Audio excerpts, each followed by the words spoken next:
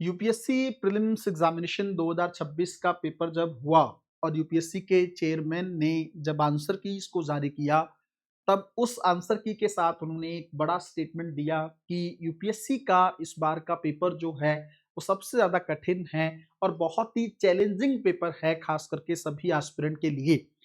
इस तरह का बयान जो है यूपीएससी चेयरमैन का पहले देखने को नहीं मिला है।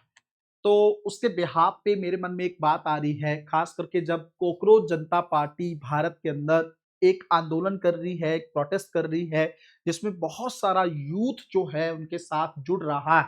उसके अंदर डिमांड की जा रही है कि भारत के शिक्षा मंत्री का इस्तीफा होना चाहिए और भारत की शिक्षा व्यवस्था के अंदर सुधार होना चाहिए। खास करके जो बेरोजगार जिनको उन्होंने कॉकरोच का नाम दिया, खास करके भारत के मुख्य न्यायाधीश ने, उनको रोजगार मिलना चाहिए। कई कई सालों की कठिन तपस्या के बाद तो कम से कम उनको फल मिलना ही चाहिए। इन सारी चीजों को लेकर तो हम लोग डिस्कस करेंगे ही।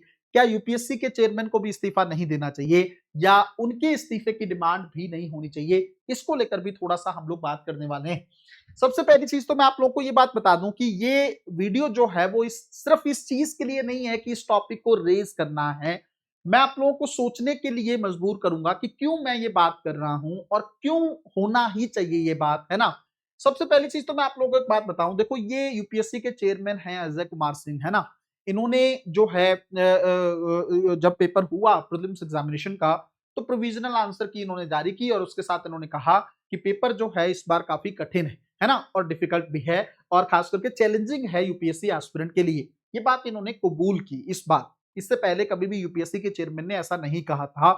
दूसरी बात, पिछले साल इनका इंटरव्यू आपने देखा होगा और इन्होंने बातें की थी कि यूपीएससी में ट्रांसपेरेंसी को लेकर हम लोग काम कर रहे हैं, यूपीएससी का प्रोसेस बहुत अच्छा हो गया है, यूपीएससी कोशिश कर रहा है कि कोचिंग को जो है वो स्पॉइल किया जाए, यूपीएससी कोशिश कर रहा है कि पेपर इतना अनप्रडिक्टेबल पूछा जाए, इतना बेस्ट पूछा जाए ताकि सब लोग सेम प्लेइंग फील्ड पर रहें। इस तरह की बातें पिछले साल आप लोगों ने इनके इंटरव्यू में सुनी होंगी। अब बात यह है कि क्या यूपीएससी के जो चेयरमैन हैं, है ना, क्या उनकी इस बात को लेकर अकाउंटेबिलिटी नहीं होनी चाहिए कि जो पेपर आपने पूछा, क्या सच में वो पेपर पूछा जाना चाहिए था? थोड़ा ध्यान से इस बात को समझने की कोशिश करना। देखो मुझे तो इससे कोई बेनिफिट होना नहीं है, लेकिन मैं एस्पिरेंट के पॉइंट ऑफ व्यू से, उनके नजरिए से ये बात आप लोगों के सामने रख रहा हूं। थोड़ा ध्यान से सुनना इस बात को। देखो कोई जो है एस्पिरेंट है, किसी को 2 साल, किसी को 3 साल, किसी को 4 साल, किसी को 5 साल, किसी को 6 साल, इससे भी ज्यादा समय कई बार हो जाता है आप लोगों को तैयारी करते हुए। और यूपीएससी का पेपर होता है प्रीलिम्स एग्जामिनेशन का, और उसके अंदर यूपीएससी किसी भी तरह के सवाल उठाकर पूछ लेता है ना। अब जब यूपीएससी ने कह ही रखा है कि भाई धरती से लेकर आसमान तक सब कुछ ही यूपीएससी का सिलेबस है, तब तो यही होगा ना कि कोई भी सवाल पूछो, आपके सवाल ही नहीं है, आप किसी भी तरह का क्वेश्चन पूछ सकते हो और आप पूछ भी रहे हो। आप अपने आप को यूनियन पब्लिक सर्विस कमीशन की जगह अनप्रेडिक्टेबल पब्लिक सर्विस कमीशन कहलाना ज्यादा पसंद करते हो, लेकिन ये अनप्रेडिक्टेबिलिटी किसी बच्चे के जीवन को खराब भी कर सकती है, उसके करियर को स्पॉइल कर सकती है। आप खुद सोच के देखो। मैं ये नहीं, मुझे इस चीज से प्रॉब्लम नहीं है कि यूपीएससी अनप्रेडिक्टेबल पेपर ना पूछे, अनप्रेडिक्टेबल पूछो सवाल, कोई प्रॉब्लम नहीं है। लेकिन प्रॉब्लम, मेरा सवाल ये है कि आप कम से कम इस तरह का पेपर पूछो कि जो मेहनत कर रहा है, जो डेडिकेशन से लगा हुआ है, कम से कम उसका पेपर क्वालिफाई हो जाए। उसको ये ना लगे कि कहां से पेपर पूछ लिया है। एक होता है कि पेपर को डिफिकल्ट पूछना, अब आप मुझे दो तो मैं आप लोगों को सिलेबस से ही ऐसे बेहतरीन सवाल बना के दे सकता हूं कि किसी बच्चे को आपत्ति भी नहीं होगी और पेपर भी कठिन माना जाएगा, और उसके अंदर माइंड का भी आप एप्लीकेबल करोगे अगर अपने माइंड को, तो आप बहुत आसान तरीके से उस पेपर को निकाल भी लोगे। अगर इस तरह का पेपर, अगर मान लो कोई कोचिंग का एक टीचर अगर ये बात कह रहा है, या आपको पता है इतने अच्छे अच्छे टीचर्स हैं डिफरेंट डिफरेंट कोचिंग में, वो अगर इस तरह का पेपर फ्रेम कर सकते हैं, तो फिर यूपीएससी के पास तो रिसोर्सेज की कमी नहीं है ना। यूपीएससी का बोर्ड है, वो बोर्ड इस तरह के पेपर को प्रिपेयर करता है। तो आप क्यों जानबूझ के इस तरह के सवाल पूछ रहे हो जिस तरह के सवालों की तैयारी ही नहीं की जा सकती, है ना। इस बात को सोच के देखो, जब तैयारी नहीं की जा सकती तो आप तो फिर लक के फैक्टर पे ही जाओगे ना, तुक्के के फैक्टर पे ही जाओगे। ये कैसा एग्जाम है जो सिर्फ और सिर्फ तुक्के के बेस पे ही अब कंप्लीटली जो है डिपेंड हो गया है। ये मैं इस चीज को लेकर कहना चाहूंगा। थोड़ी सी बातें कुछ और भी हैं। यूपीएससी चेयरमैन, ये जो टाइटल है, मैंने क्यों कहा है, ध्यान से देखो आप। एक तो आप पेपर ऐसा पूछते हो जो बच्चों को समझ ही नहीं आता है, या फिर वो लोग सिर्फ तुक्के के बेस पे उसको खेलते हैं, पहली बात। उसके बाद इस बात को आप एक्सेप्ट भी करते हो कि पेपर बड़ा डिफिकल्ट है ना। फिर तीसरी चीज आप लोग कहते हो कि प्रोविजनल आंसर की देंगे, हमारे पास इतना दम नहीं है कि हम फाइनल आंसर की पहले दे सकें, फिर उसके बेस पर या उसकी ओट लेकर आप बचना चाहते हो। उसके अलावा यूपीएससी की ट्रांसपेरेंसी को लेकर आप बात देखो, है ना। आरटीआई आप यूपीएससी में लगाते हो, आपको कुछ रिस्पांस नहीं मिलता है, हर चीज को लेकर छुपा लिया जाता है ना। मेंस की आंसर शीट आपको नहीं पता कैसी है, किस बेस पर नंबर मिल रहे हैं, है ना, कहां आपकी पेनाल्टी कटी, आपको कुछ नहीं पता है मेंस एग्जामिनेशन के अंदर भी। तो यूपीएससी अपने आप में एक हिडन बॉडी के तौर पर अपने आप को रख रहा है।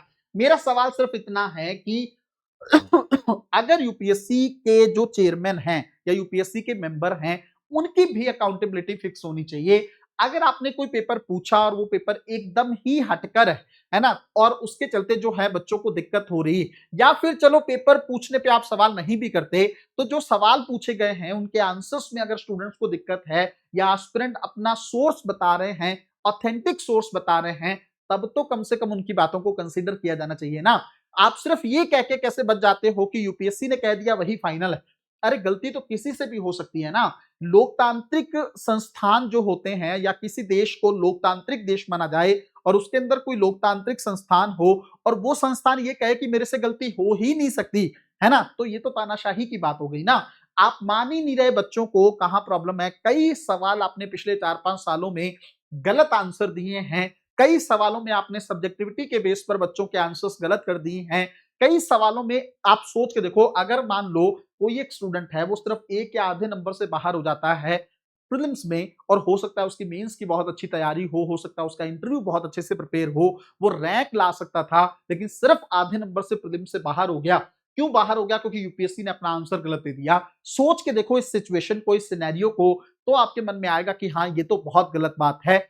मैं कहां कह रहा हूं कि पेपर आप कठिन मत बनाओ, मैं कहां कह रहा हूं कि आप बच्चों के फेवर में कुछ करो। मैं तो सिर्फ इतना कह रहा हूं ना, जो आज के टाइम पे बात चल रही है, जिस तरह से सीजेपी हो या डिफरेंट डिफरेंट लोग जो हैं इस बात को उठा रहे हैं कि एजुकेशन सिस्टम में रिफॉर्म होना चाहिए, पेपर लीक होते हैं, है ना, इन सारी चीजों को लेकर ऑलरेडी डिबेट भारत में चल रही। तो मैं भी ये कह रहा हूं ना कि पेपर अच्छे से लो, है ना। और इंडिया का मोस्ट डिफिकल्ट एग्जामिनेशन है ना, आईएएस का एग्जाम है, और ऐसा एग्जामिनेशन है जिसके अंदर आप बहुत बड़े लेवल पर ब्यूरोक्रेसी का सिलेक्शन कर रहे हो, तो उस पेपर को तो बहुत अच्छे तरीके से डिजाइन होना ही चाहिए।